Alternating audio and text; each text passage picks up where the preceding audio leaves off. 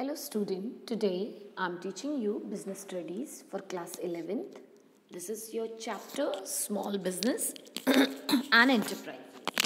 In this chapter, today I am explaining you the topic intellectual property right. Okay, so as intellectual property right means refers to the general term for the assessment of property rights through patents, copyrights and trademarks. तो intellectual property right एक ऐसा अधिकार है जो कि हम किसी भी इनोवेटिव प्रोडक्ट को जिसको भी हमने बनाया है उसका हमें पेटेंट राइट होता है, उसका कॉपीराइट होता है कि उसको कोई भी कॉपी नहीं कर सकता, उसका एक पर्टिकुलर ट्रेडमार्क होता है, एक डिफरेंट आइडेंटिटी होती है. ठीक है. These property rights allow the holder to exercise a monopoly on the use of item for a specific period.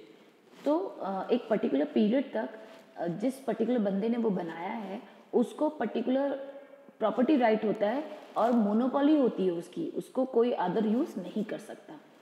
Intellectual property right play a major role in the development of global economy. तो globally economy को develop करने के लिए intellectual property right एक बहुत ही major role play करता है. Intellectual property is everywhere and it exist in all the things we can see. All are the product of human act, creativity and skill such as inventions, book, painting, songs, symbols, names, images or design used in business etc. तो कोई भी property जो हम देखते हैं या जो भी बिजनेस के द्वारा प्रोड्यूस की जा रही है, चाहे वो मैन्युफैक्चरिंग है, चाहे वो सर्विस इंडस्ट्रीज है, each and every product service have copyrights, okay, and intellectual property. So all inventions of creation begins with an idea. कोई भी इन्वेंशन होती है, खोज होती है, वो एक आइडिया से क्रिएट होती है.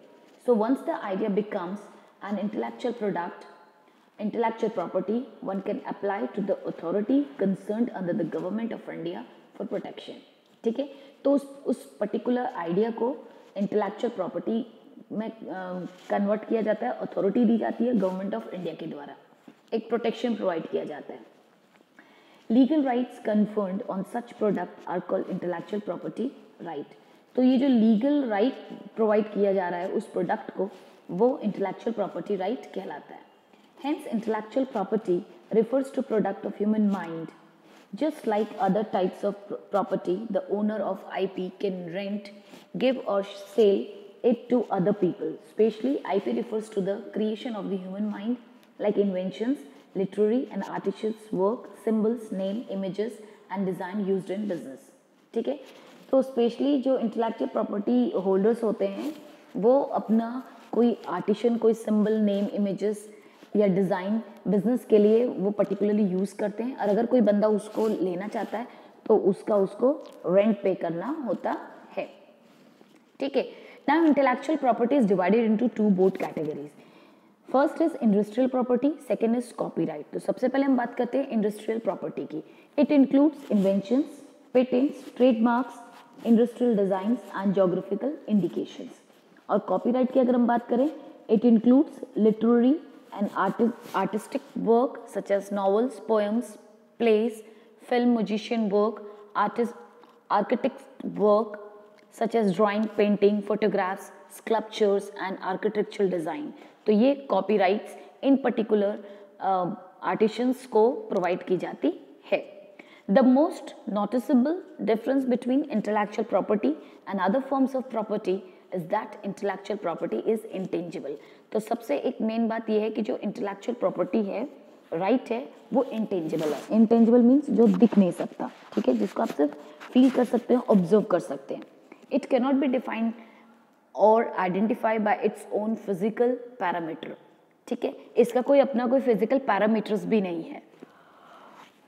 Now scope of intellectual property. जो हमारा इंटेलेक्चुअल प्रॉपर्टी है उसका क्या स्कोप है. So the scope and definition of intellectual property is constantly evolving with the inclusions of newer forms.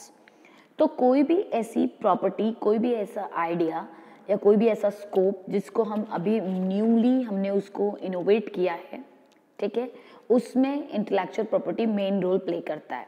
Recently geographical integrated circuits and undisclosed indications, protection of plant varieties, information have been brought under the protection of semiconductor and umbrella of intellectual property. तो ये जो intellectual property होती है उसमें किसी particular बंदे ने जो चीज़ बनाई है उसकी इंफॉर्मेशन होती है, ठीक है. The following types of intellectual property rights recognised in India. India के अंदर जो इंटेलेक्चुअल प्रॉपर्टी राइट को हमने फाइंड आउट किया है या देखने को मिलती हैं वो है सबसे पहला copyright, trademark, geographical indication, patents, design, plant variety and semiconductor integrated circuit layout design. ठीक है, तो these are the few scopes, or we can say these are the intellectual property rights which we can recognize in India. Fine. Now concept of traditional knowledge. अब हम traditional knowledge की बात करें तो पहले क्या होता था कि जो भी कोई locally mean the knowledge system innovations and locally कोई भी अगर प्रोडक्ट को प्रोड्यूस किया जाता था, जैसे कोई मेडिसिन ही है, उस मेडिसिन का पुराने जो लोग थे वो उसका पेटेंट या कॉपीराइट के लिए फोर्स नहीं करते थे. ठीक है, वो एज इट इज चलता आ रहा था. ठीक है, अब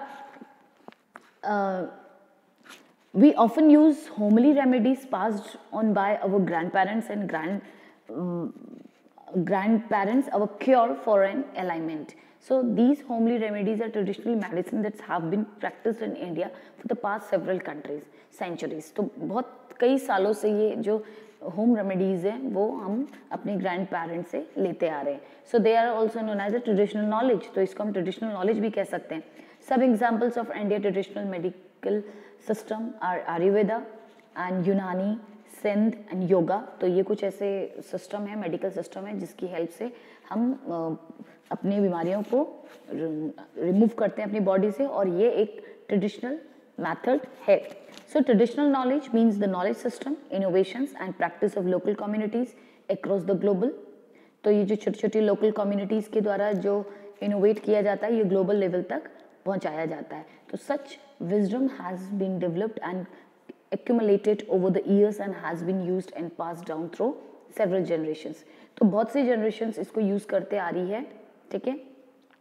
A traditional knowledge digital literacy has been developed by Indian government, which is essentially a digital knowledge repository of traditional knowledge that has existed in our ancient civilization, especially about medical plants and formulations used in Indian system of medicine. So the rich body of knowledge helps prevents wrongful patenting of our traditional knowledge. तो जो हमारा traditional knowledge है वो हमें help करता है कि हम जो भी हम मेडिसिन बना रहे हैं उसमें सही इंग्रेडिएंट्स पुट करें. उसका फॉर्मूला ही बहुत ट्रेडिशनली हमको मिला है. तो अब ये क्या है, ये हमें एक टाइप से ट्रेड सीक्रेट की तरह हमारा काम करता है. It is another type of intellectual property जो कि ट्रेड सीक्रेट है. So trade secret is basically any confidential information which provides a competitive edge. Trade secrets in India are protected under the Indian Contract Act 1872. ठीक है, तो ये trade secret 1872 contract act के तहत India government के द्वारा finalise किया गया कि कोई भी ट्रेड सीक्रेट को कॉपी नहीं कर सकता. ठीक है. For your knowledge the short example I am giving you, like the recipe of Coca Cola is only known to 3 people in the whole world. जो कोका कोला की जो रेसिपी है वो सिर्फ 3 people को पता है वर्ल्ड में. So the secret information term as a trade secret. तो इसको हम ट्रेड सीक्रेट कहते हैं. Okay. Now importance of intellectual property rights for entrepreneurs.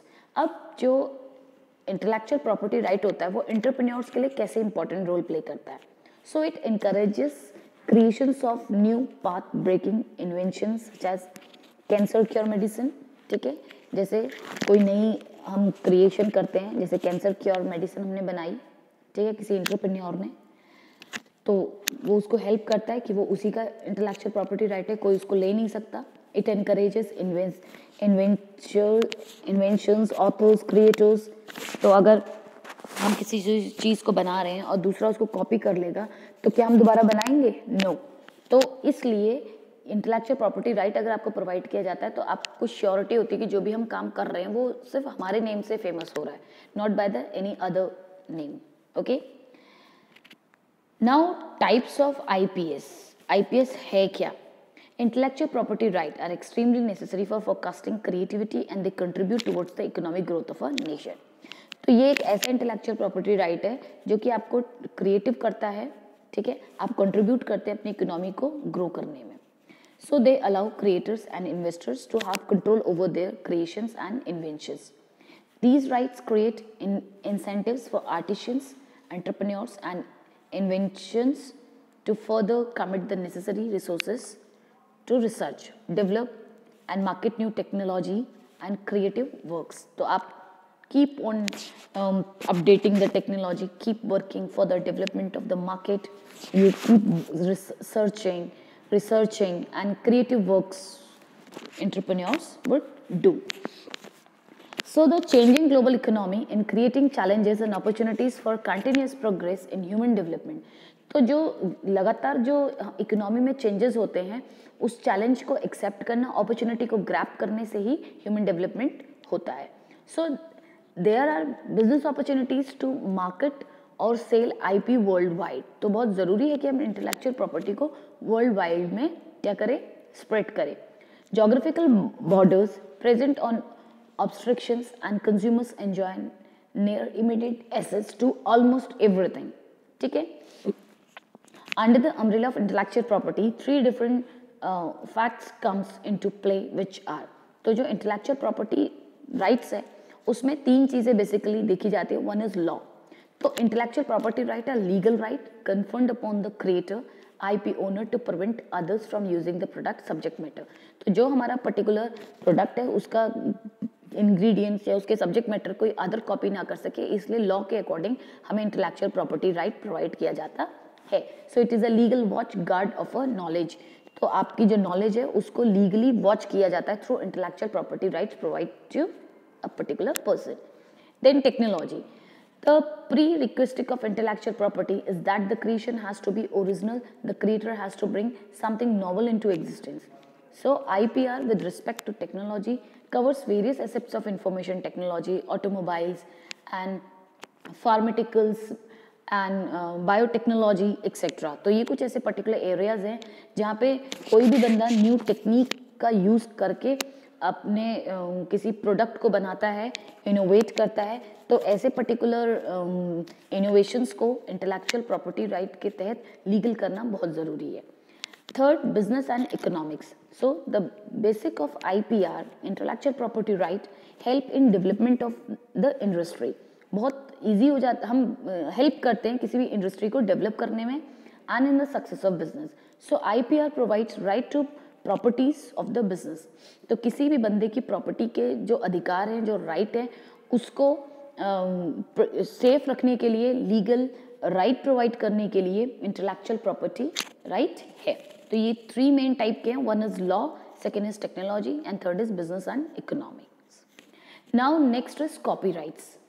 So copyright is an exclusive right of a creator to prohibit the unauthorized use of the content which is includes reproducing and distributing copies of the subject matter. तो copyright भी अपने आप में एक exclusive right है, एक ऐसी identity है जो आपके प्रोडक्ट को दूसरे के प्रोडक्ट से डिफर करती है और आपका जो सब्जेक्ट मैटर है वो कोई और कॉपी ना करे, इसका आपको एक लीगल राइट प्रोवाइड करती है. So in order to in other word it is right to not copy. इसका अदर सब्स्टिट्यूट वर्ड हम बोल सकते हैं not copy. It is offered when an original idea is expressed by the creator और author. तो ये एक ऐसा ऑफर है या ओरिजिनल आइडिया है जो कि एक क्रिएटर या एक ऑथर एक्सप्रेस करता है, सामने लेके आता है. It is a right conferred upon the creator of literacy. Literacy या आर्टिशियंस है, म्यूजिशियंस हैं, साउंड रिकॉर्डिंग है एंड सिनेमेटोग्राफी फिल्म्स हैं. तो ये जो कुछ artisans type of creators type of people होते हैं, इनको इनके पर्टिकुलर वर्क के लिए कॉपीराइट प्रोवाइड किया जाता है. Its unique feature is that the protection of work arises automatically as soon as the work comes into existence. तो ये एक यूनिक फीचर होता है जो आपके वर्क को प्रोटेक्ट करता है, ठीक है, एंड जैसे ही वो एग्जिस्टेंस में आता है, समाज में आता है, लोगों तक पहुंचता है, तो आपकी एक अपनी आइडेंटिटी उसमें बनती है. The registrations of the content is not compulsory, but it is essential to exercise exclusive right in case of an infringements. Okay, तो बहुत ज़रूरी, इसको रजिस्ट्रेशन करने का ज़रूरत नहीं है, बट आपको कॉपीराइट लेना ज़रूरी है. So what is protected under copyright? अब कॉपीराइट के अंदर कौन कौन सी चीज़ें प्रोटेक्ट की जाती है? अगर हम लिटरेरी वर्क की बात करें तो इसमें pamphlets, brochures, novels, books, poems, song lyrics, computer programs, तो ये सारी चीज़ें लिटरेरी वर्क को कॉपीराइट प्रोवाइड करती है. नेक्स्ट, अगर आर्टिशन वर्क की हम बात करें तो ड्राइंग्स, किसी का painting, sculpture, architecture drawing, technical drawings, map, logos. Next, dramatic work includes dance or scenery play, musical work, sound recording, and cinematographic films. So all these terms protected under copyright. Okay. So in next video we will discuss about trademark. Thank you and have a nice day.